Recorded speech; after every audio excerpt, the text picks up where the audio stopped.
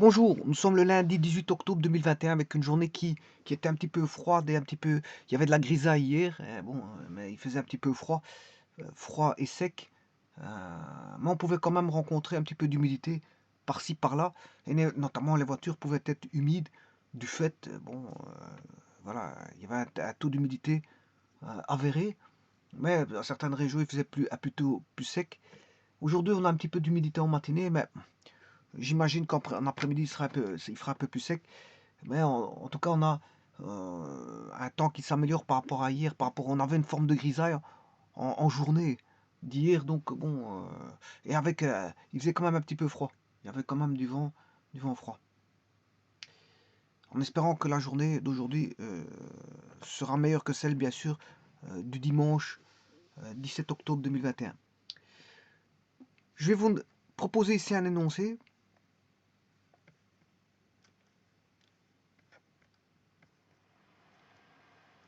que voici.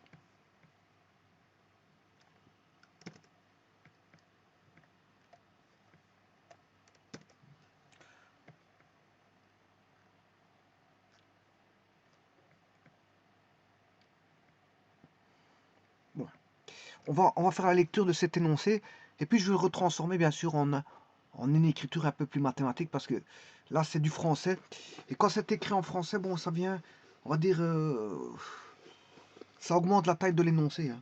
On peut réduire la taille de l'énoncé assez plus simplement par des écritures mathématiques.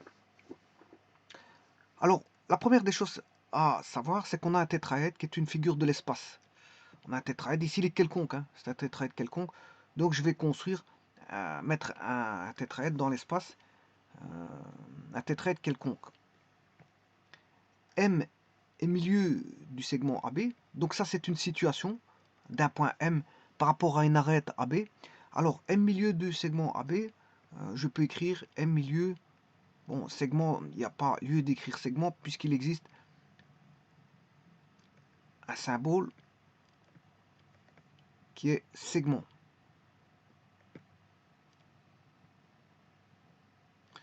Là on a déjà réduit l'énoncé à une taille déjà plus petite.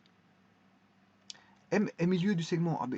Bon, c'est clair et net, ça veut dire que vous avez un tétraèdre ABCD, ben, on a une arête AB qui est un segment, eh bien, le point M est un point situationnel, il va se situer sur le milieu de l'arête AB, donc on sait exactement où il se trouve, il est situé.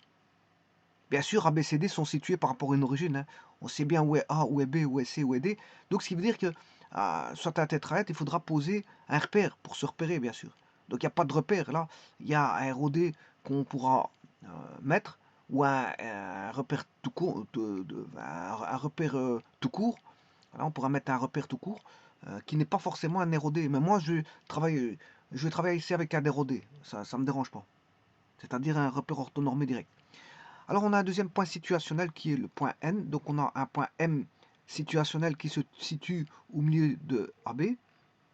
Voilà, et on a un point situationnel qui est le milieu N, qui est le milieu de CD. Donc M et N sont des points CD, des arêtes, enfin, sont des points de deux arêtes du tétraèdre. Et ils sont même milieux, si vous voulez savoir.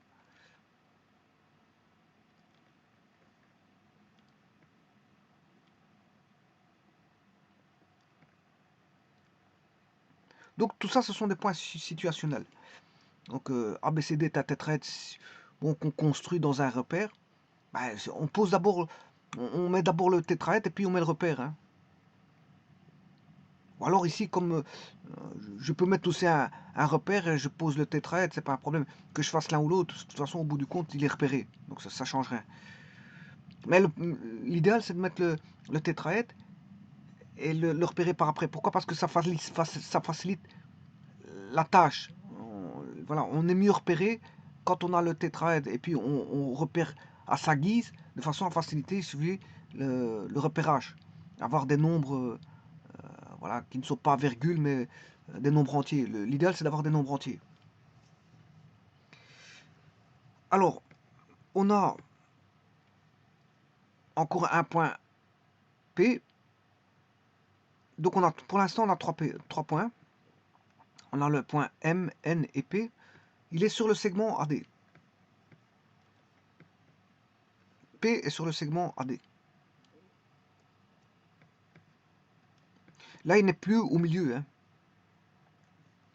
Il n'est plus au milieu. Donc, M est sur une arête AB. Alors, je vous rappelle qu'il y a 6 arêtes dans cet intertrait. Il y a 4 sommets, il y a 4 faces. Les faces sont ABC, ACD. Bon, ABC, ABD, ACD et BCD. Donc, ça qui fait 4 faces. Et on a 6 arêtes. 6 arêtes. Et donc, M est sur une arête. N est sur une arête. Et P est sur une arête. Alors, on sait bien que le M est au milieu d'une arête. N, pareil, il est au milieu d'une arête. Par contre, le P, il n'est pas au milieu d'une arête. Le P, il est décrit comme étant situé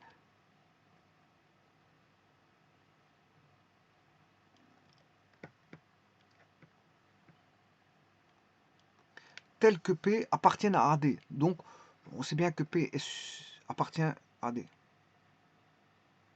Ouais, ben ouais, si je... ouais, ici je dis 2 fois la même chose. Tel que P appartient à AD, P est sur le segment AD. Tel que P appartient à AD. Ouais, tel que P appartient à AD, c'est tel que... Voilà, j'ai pas besoin de ça. Tel que P appartient à AD, P est sur le segment AD. Bon, maintenant, ce qu'il faut savoir, c'est la situation. Où est la situation de ce point P? Il n'est pas au milieu. J'aurais pu faire un rapport pour le milieu. Hein. Pour M et N, on aurait pu avoir des rapports. Voilà, on peut avoir des rapports de section. Donc on peut avoir... Le milieu est un rapport aussi. Hein. Quand on dit milieu, c'est un rapport spécial. Voilà. Alors ici, le rapport AP sur AD vaut 2. Je vais mettre ça ici. AP sur la distance AP sur AD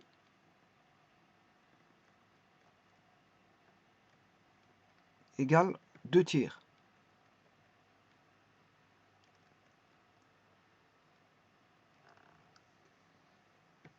Donc AP sur AD, la distance AP sur AD vaut 2 tiers. Donc je sais situer le point P si vous voulez, puisque je connais le point A où il est, je connais le point D où il est, donc par rapport au point A, je peux situer le point P puisque le rapport vaut 2 tiers.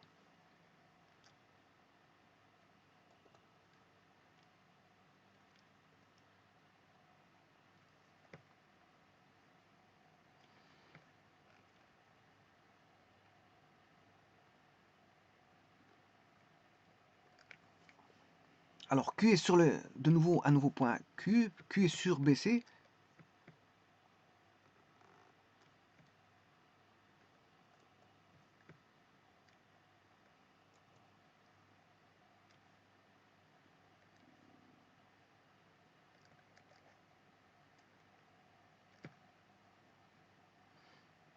Donc on a deux milieux, MN et PQ. Il y en a, il est sur le segment AD et l'autre sur BC, tel que PQ et MN.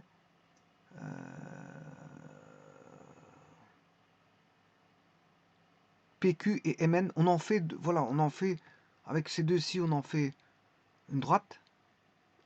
Avec PQ et MN, on a deux droites là. Et ces deux droites doivent être séquentes. Alors, une fois que tout ça s'est positionné, parce que c'est une histoire de position, hein, tout ça, bon, c'est accessible à tout le monde de positionner tout ça. C'est pas ça la grande difficulté. On demande de rechercher le rapport BQ sur BC. Donc on demande de rechercher BQ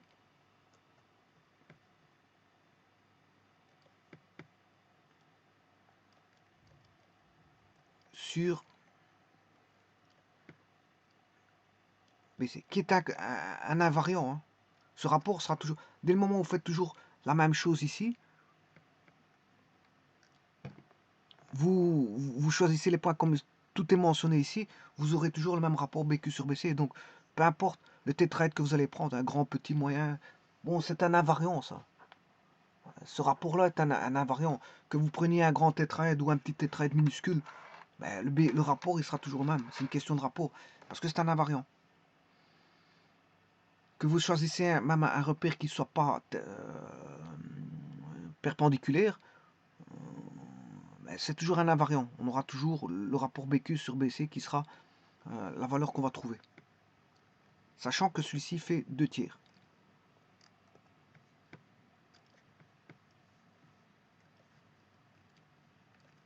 Alors, je vais bien écrire que c'est un invariant. Hein.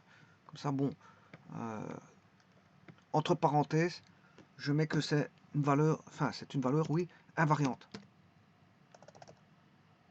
Quel que soit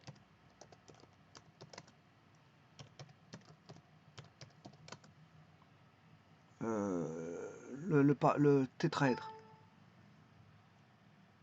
Quel que soit le tétraèdre que vous allez prendre, vous devez trouver la bonne réponse. Et voilà, le problème étant posé, donc le gros du problème, c'est quoi le gros du problème? C'est mise en situation. C'est-à-dire, mise en situation, quand je dis mise en situation, c'est situer les points, les droites, c'est mettre les objets au bon endroit dans l'espace. C'est mettre tous les objets au bon endroit dans l'espace. Alors, où est ce problème de situation? Je peux dire que les problèmes de situation sont des problèmes de contrainte. Hein. Parce que quand on vous dit de placer un point à un endroit, c'est une contrainte. Hein. On vous demande de le faire. Voilà, et ça doit être situé au bon endroit. Parce que si c'est pas situé au bon endroit, les calculs ne seront pas bons. Donc les contraintes, si vous voulez, de situation, elles vont de là à là. Tout ça, ce sont ce que j'appelle des contraintes de situation. Donc on a toutes les contraintes de situation. Encore faut-il pouvoir le faire correctement et dans l'espace, hein, parce qu'on est dans l'espace, on n'est pas dans le plan. Hein, et de finir par rechercher, une fois que tout est positionné, ben, ici c'est la cerise sur le gâteau, puisqu'en fait il suffit juste de faire un rapport BQ sur BC. Alors je vais travailler bien sûr en analytique, géométrie analytique dans l'espace. Sachez que je travaille avec GeoGebra, et ce qui veut dire que bon, vous fais confiance, que vous sachiez, vous savez, enfin je sais pas comment ce qu'on dit, que vous sachiez, je vous fais confiance que vous sachiez faire des équations de droite, parce que moi, les équations de droite, je les fais plus. J'ai fait de nombreuses vidéos qui montraient comment créer une droite à partir de 2 points. Bon, ici, je vais directement mettre les droites. Hein. Donc voilà, les intersections, voilà, je vais rien résoudre ici. Hein. Je vais mettre les équations de droite par GeoGebra. S'il y a des intersections, ben, je vais pas. Je vais le faire par GeoGebra. Je vais tout faire par GeoGebra. Donc ici, c'est pas de vous montrer comment on fait voilà, l'équation d'une droite ou sous forme paramétrique ou coutumière. Le but n'est pas là. Hein. Tout ça, ça a été fait dans des vidéos précédentes. Donc vous êtes ici capable voilà, de formaliser une équation de droite à partir de 2 points. Voilà. Et donc ici, on aura combien de droites? Ben, vous aurez compris qu'on aura la droite AB, CD, AD et BC, on aura 4 droites. Plus on aura les droites PQ et MN, ce qui fait on aura l'équation de 6 droites. 6 droites.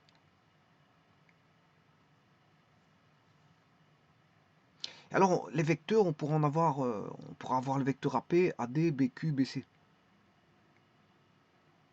On aura 4 vecteurs. Alors, vous allez me dire, c'est des distances. Oui, ben, ces distances-là peuvent être transformées en, en vecteurs. Je vais vous montrer comment. Voilà, eh ben, on va entamer ceci. Donc la première des choses, c'est de situer. La première des choses, c'est de mettre un tétraèdre. On va positionner un tétraèdre. Alors, je vais mettre des valeurs entières, bien sûr. Pour autant qu'ici, il va répondre.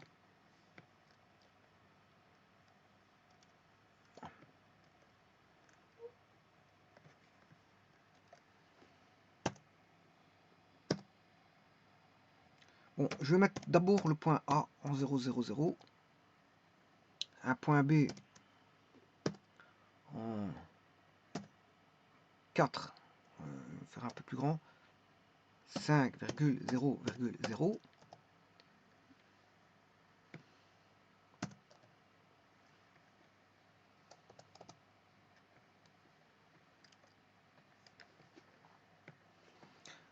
Un point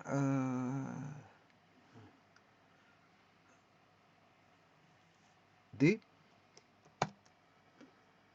qui est en 0,0, enfin 0,3, 0.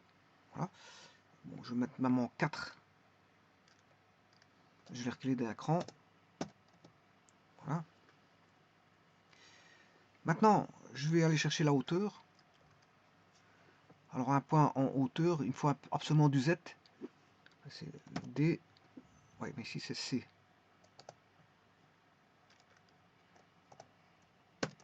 C.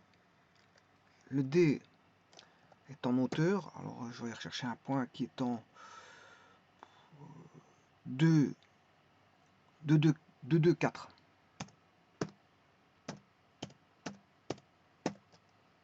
Voilà. Maintenant, je vais relier tout ça. Alors je vais créer une droite. Droite AB.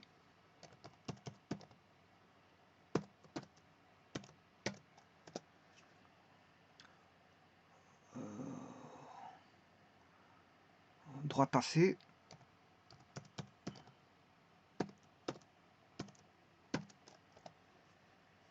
Droite BC.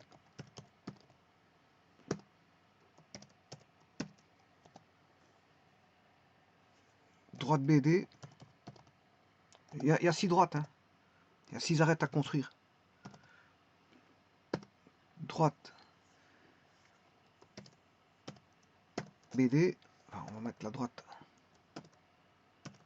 AD. Droite BD.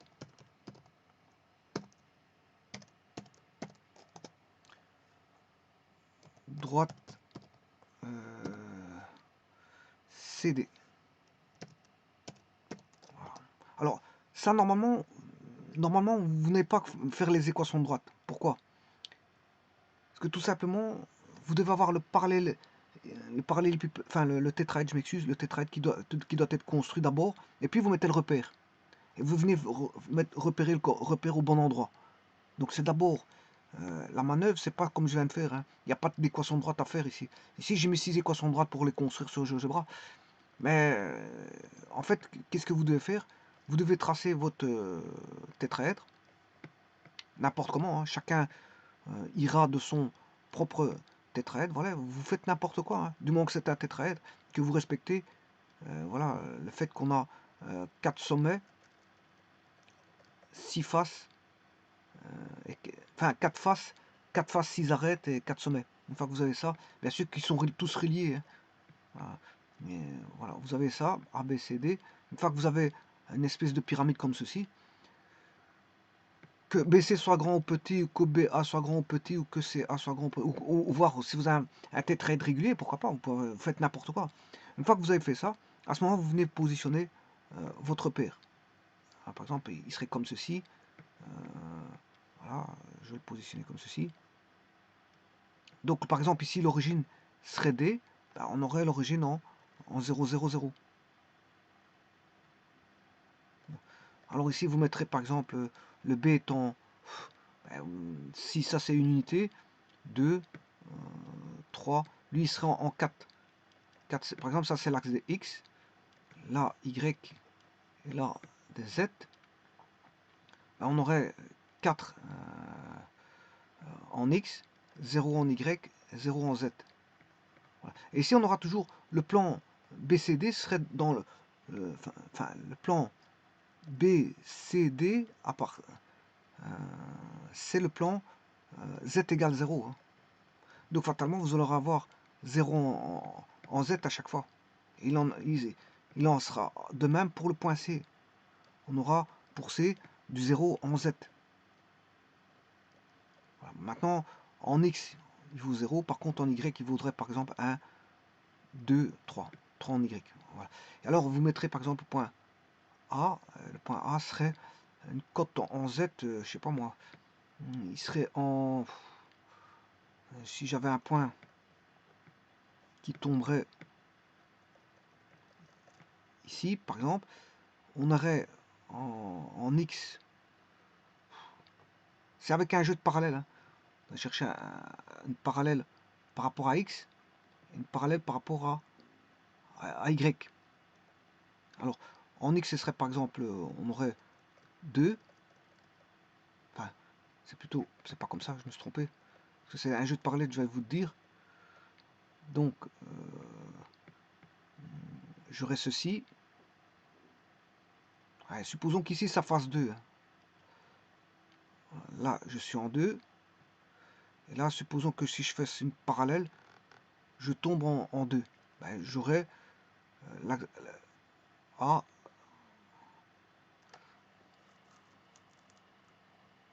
Non, je m'excuse. Il est en... Oui, ici, il est sur l'axe. Je m'excuse. Il est sur l'axe Z. Donc, il aurait une cote en Z uniquement. Ouais, il aurait une cote en Z. Il aurait, je raconte une bêtise, il aurait une cote en Z.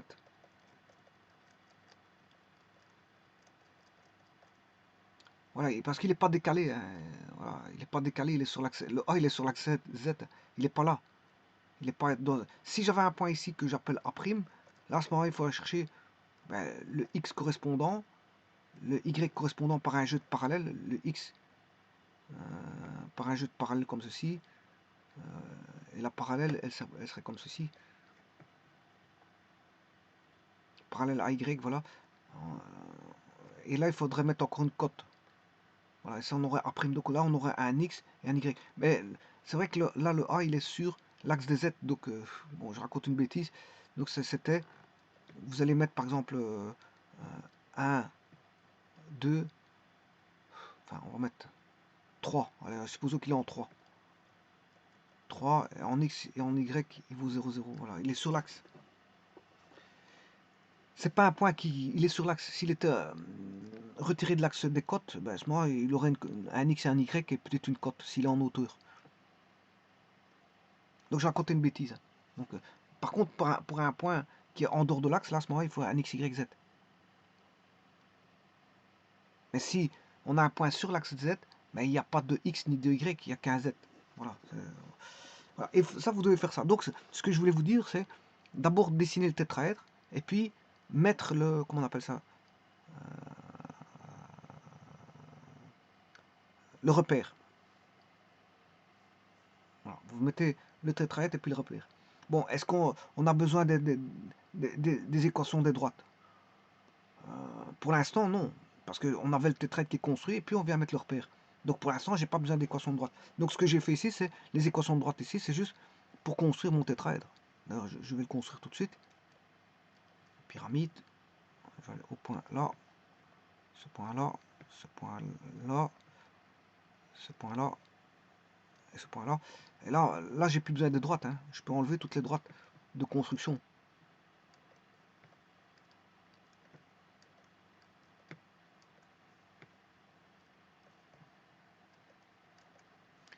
Voilà, pour l'instant, c'était des droites de construction, j'en ai pas besoin. Et voilà, et là, c'est ma pyramide. Bon, ici, je peux encore modifier. Hein. Bon, je peux mettre... on va écarter un petit peu le B. Je vais mettre 6.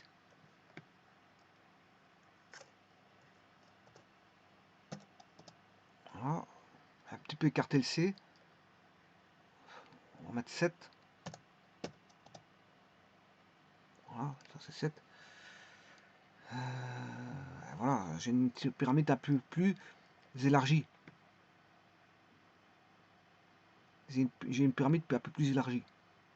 Bon, une fois que vous avez défini votre pyramide, bon, la première situation est établie et vous venez de construire le tétraèdre. Vous n'avez fait que la première ligne. C'est-à-dire, soit un tétraèdre ABCD, vous venez de le construire à votre guise. Soit vous le posez Vous pouvez même mettre un régulier si ça vous chante, hein, vous êtes libre. Maintenant, on va aller rechercher le milieu d'AB. Le milieu de CD, donc AB, je vais rechercher le milieu de AB. Alors ça, vous savez calculer un milieu. Hein. Bon, vous avez 2 points. Pour trouver un milieu, c'est facile, vous faites la somme divisé par 2. Et vous avez, pour les coordonnées, donc x1 plus x2 divisé par 2, y1 plus y2 divisé par 2, et z1 plus z2 divisé par 2. Bien sûr, x1, y1, z1 étant les coordonnées de, par exemple, du point A, et x2, y2, z2, les coordonnées du point B. Bon, mais ici, le but, c'est pas de vous montrer ça, parce que vous êtes censé savoir le faire, donc c'est pas le plus important. Par contre, ce qu'il faut que je fasse correctement ici, c'est bien mettre le point M qui est au milieu de AB, c'est AB.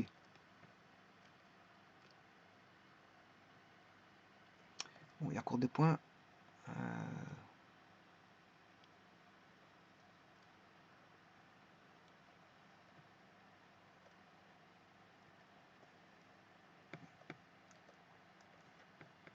Donc le point B,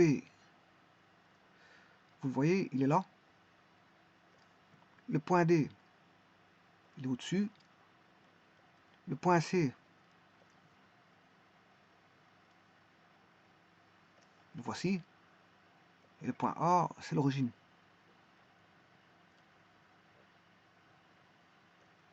Comme ça, on les voit. A, B, C, D. Maintenant, je vais chercher le segment AB.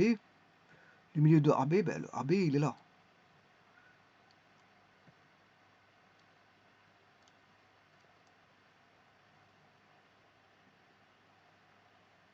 Donc, je vais chercher le milieu de AB. Ça, vous savez faire aussi.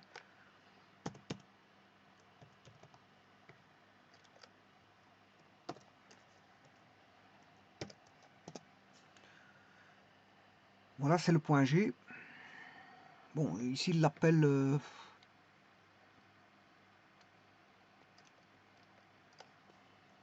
M.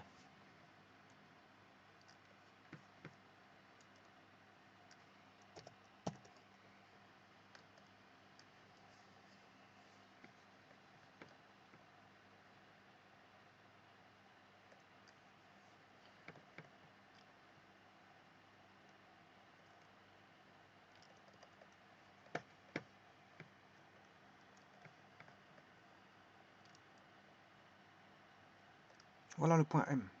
C'est le milieu de AB. Maintenant, je vais chercher le milieu de CD, qui est N.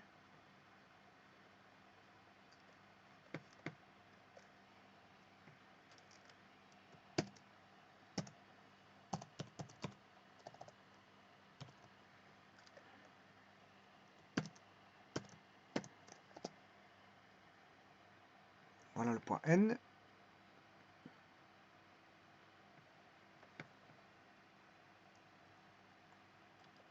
Donc tout ça, ça a été construit. Hein. Donc c'est une construction, bien sûr, une mise en situation des éléments du plan, d'objets du plan. J'ai mis des arêtes, j'ai mis des points. Alors, P maintenant, P sur AD et Q est sur BC. Par contre, il donne un rapport. Où est PQ? On sait bien que P est sur AD et Q est sur BC. Donc on a déjà, en fait, c'est toutes on a 6 arêtes, dont on sait bien que là, on a déjà mis un point sur une arête. Là, un autre point sur une autre arête, et là, on va mettre 2 autres points sur 2 autres arêtes. AD et BC. Oui, alors comment MN? Alors maintenant, ce que je peux faire, c'est, je peux tracer MN. Hein. Je peux passer au point suivant avant de faire ceci. Comme ça, on voit déjà ce qui a été fait, c'est la droite MN. Je vais dessiner la droite MN.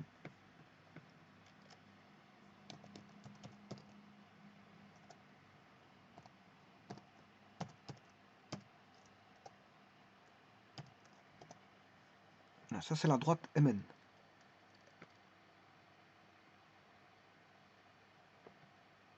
Alors, vous voyez que, qu'est-ce que c'est que MN?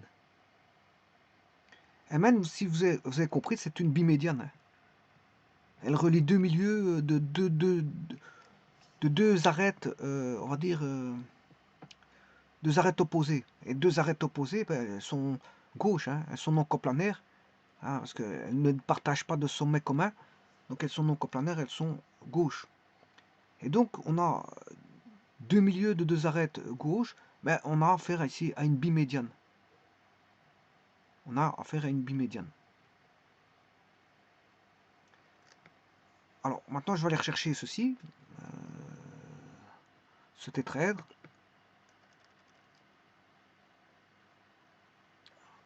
Et y placer P sur AD et Q sur BC. AD, BC. Donc je vais m'intéresser aux arêtes AD, BC. Alors, commençons AD, AD. Et BC sont gauches. On va encore traiter deux arêtes gauches. Donc on va relier, si vous voulez, deux droites qui proviennent d'arêtes de deux arêtes gauches. 2 à 2.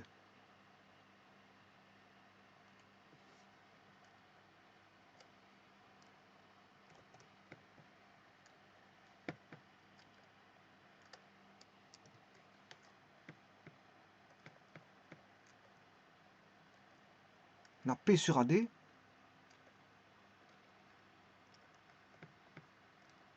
P est sur AD. Où est AD? A, il est là. D est ici. Donc P quelque part sur AD. Bon, par exemple, je le mets là. Et Q est sur BC.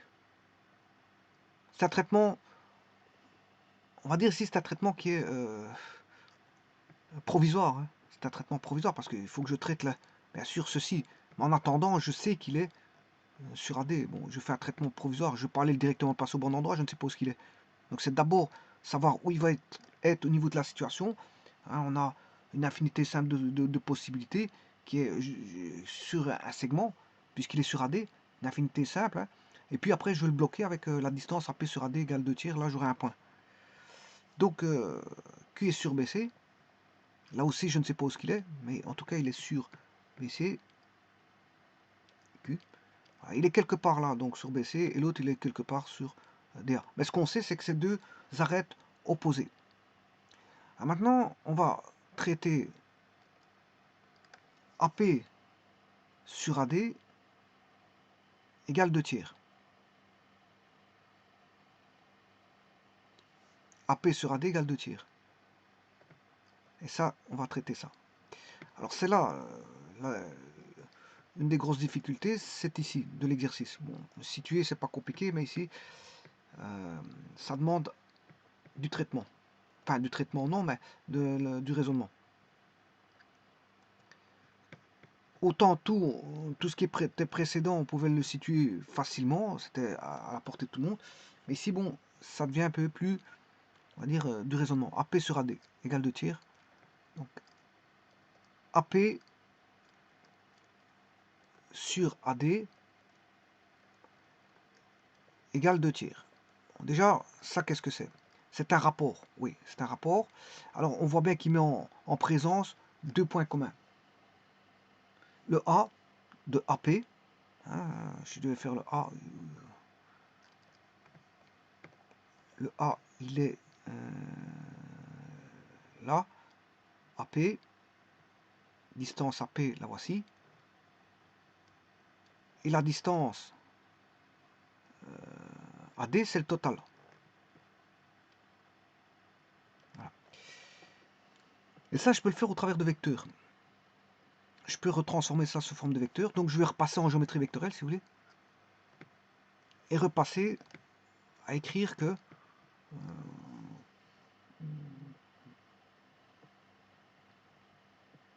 j'aurai un rapport qui existera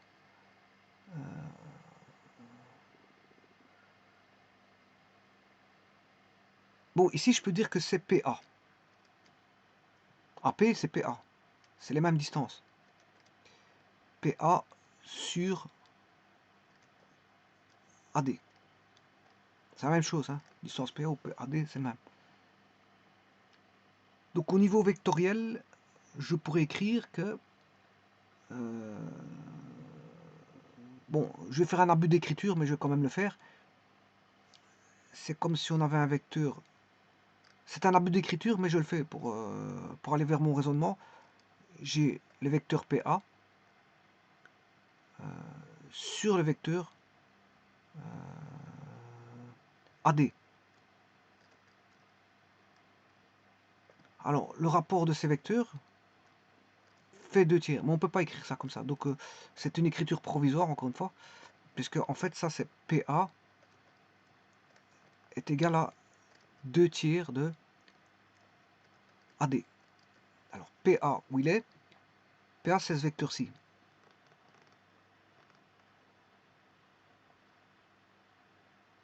Et AD, c'est celui-là.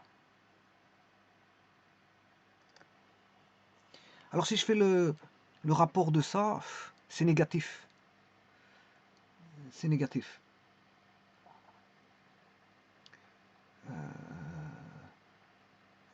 Donc, pour le rendre positif, je vais remettre le vecteur AP. Voilà, pour le rendre positif, parce que ça, c'est le rapport, il fera... oui, ce rapport, il fera moins 2 tiers. Hein, parce qu'ils sont... On a deux vecteurs opposés. Deux vecteurs opposés. Donc, pour avoir le bon rapport, il faut... Bon, ici, c'est moins 2 tiers.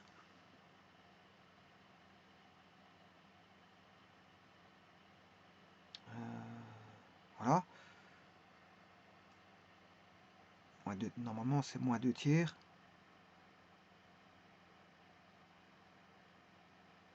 Oui. Alors, maintenant, si je veux 2 tiers, ben, je vais mettre AP. AP. Alors, 2 tiers.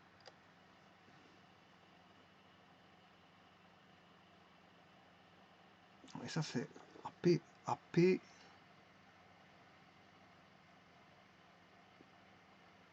Sur AD.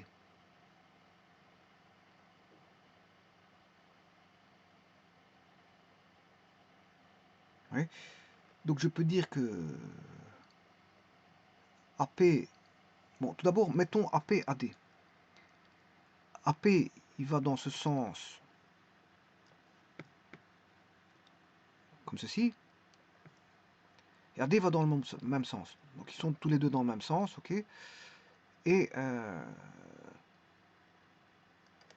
voyons d'abord voir si on a bien AP égale 2 tiers de AD. Oui, c'est ça. C'est ça. C'est juste. Parce que le plus grand, il est là. Hein. Le plus grand, il est là. Si vous le divisez, parce que 2 tiers, c'est plus petit que 1, c'est un rapport plus petit que 1, donc on a un vecteur plus petit. Non, ça c'est bon. Et là, ils sont dans le même sens. AD fois 2 tiers, et j'ai AP. Ça, c'est bon. Ce qu'on écrit, c'est ce qu'on appelle un rapport de section. Ça veut dire on pourrait écrire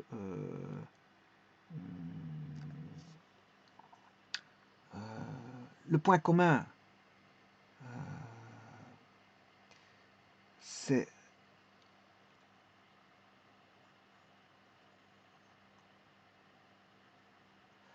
donc j'écrirais ADP.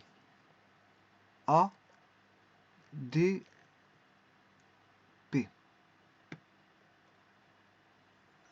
ADP égale 2 tiers. C'est la même chose, hein. C'est ce qu'on appelle un rapport de section ou un rapport segmentaire. Ça veut dire que là, c'est le rapport AP, AP sur AD.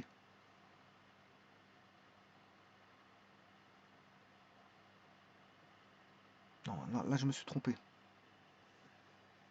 AP, AD, non, c'est pas encore ça. Parce que le rapport segmentaire ici, ce serait plutôt AP sur DP. Donc c'est pas le bon rapport segmentaire. Donc c'est pas ça.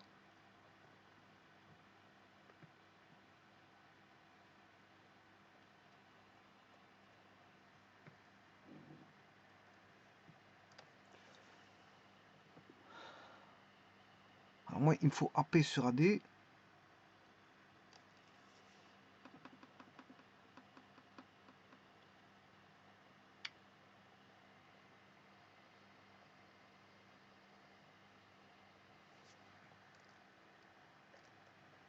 AP.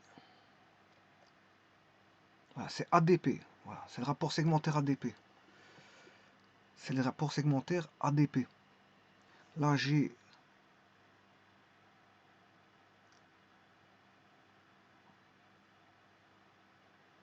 AP. Non, là, je me suis encore trompé. C'est le même. J'ai écrit la même chose que tout à l'heure. C'est pas ce rapport segmentaire-ci. Je vais y arriver. Hein. Bon, je suis en train de regarder.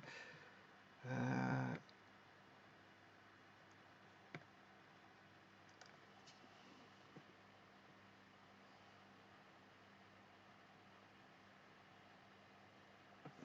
Moi, le point commun, c'est le A. S'il y a un point commun, je le mettrai ici. Là, on aura DP. Alors, si j'écris ça, c'est... Donc, c'est pas Courbon, c'est parce que c'est...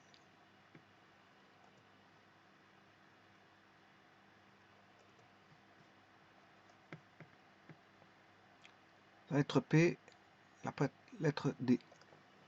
Et là, à ce moment-là, on a AP sur AD. Ça, c'est bon. Voilà, c'est ce rapport segmentaire-là. Donc, en fait, on regarde le rapport segmentaire, vous devez indiquer la lettre commune. La lettre commune, c'est A. Hein. Ici, on revient toujours à A. Vous avez le vecteur A, P, et le vecteur A, D. Et la lettre commune, ben, voilà, c'est A. On fait deux vecteurs qui ont pour origine A. A, P, A, D.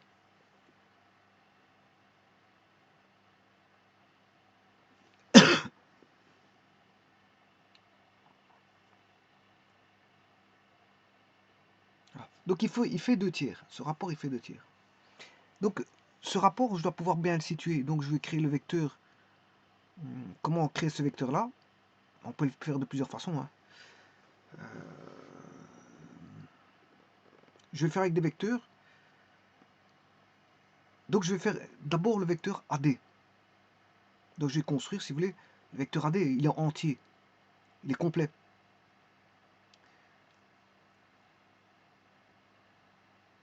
Donc AD, je l'ai. Donc je vais créer le vecteur AD.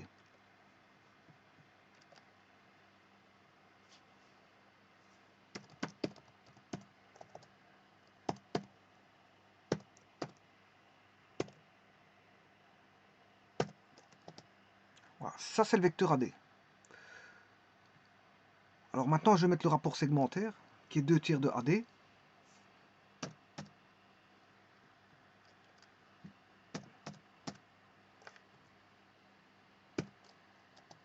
Et voilà, il est là. Donc j'ai plus besoin du vecteur là. Et l'extrémité. Bon, maintenant, j'ai pas de coordonnées. Hein. Mais comme il démarre à l'origine, j'ai une coordonnée. Parce que voilà, c'est la coordonnée qui est 4 tiers. Je sais pas ce qu'il a fait là. 4 tiers. La coordonnée qui débute à l'origine, bon, c'est 4 tiers. Je fais 2 tiers fois 2, 2 tiers fois 2, qui est aussi 4 tiers. Et 2 tiers fois 4.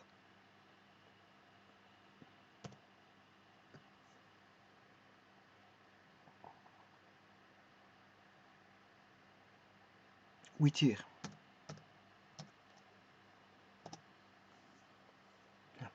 Donc c'est le point G. J'ai un point G.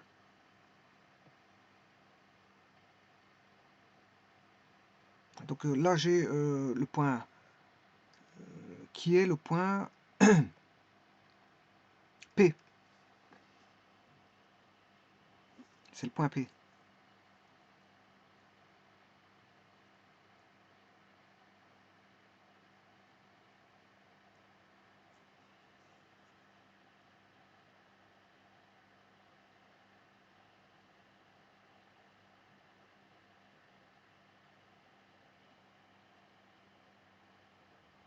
Donc là, on a indirectement, on a un rapport segmentaire aussi, mais le milieu, c'est facile.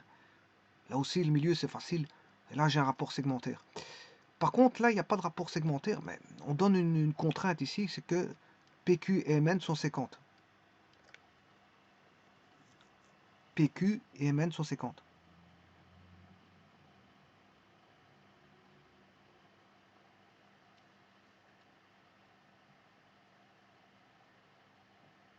Q est sur BC et PQ et MN sont 50. Alors MN, je l'ai déjà dessiné. Le point... Oui, je voulais changer ceci.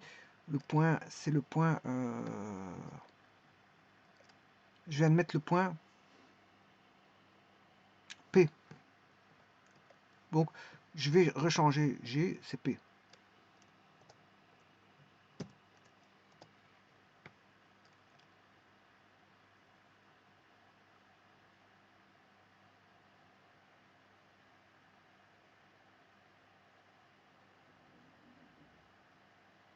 Alors maintenant, pour la condition, là on a une contrainte.